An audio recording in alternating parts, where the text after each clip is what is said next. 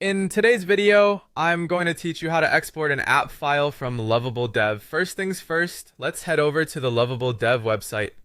This is where all the magic happens, and it's the main hub for your project management. Once you're there, make sure you're logged in and ready to locate your project. Now go ahead and open your project. This is the one you'll be working with today. It's essential that you're in the right project because you wouldn't want to accidentally download the wrong files or make changes to something unintended. Once you've opened your project, the next step is to locate the code section. You'll usually find this in your project dashboard or navigation panel.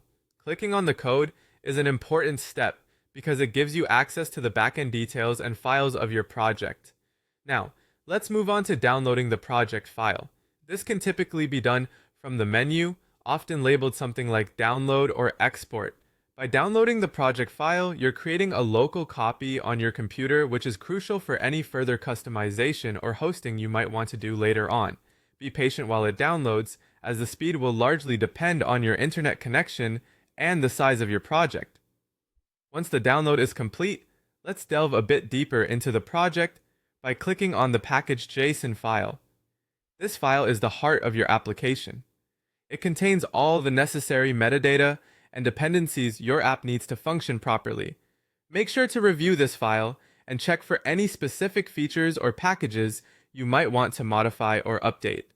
With our package.json file examined, it's time to open the project in Visual Studio Code, or VS Code for short. If you don't already have VS Code installed, you'll need to do that first. It's a free code editor that's easy to use and excellent for editing and managing your code base. Once inside VS Code, you have complete control to update, debug, and modify your application as needed.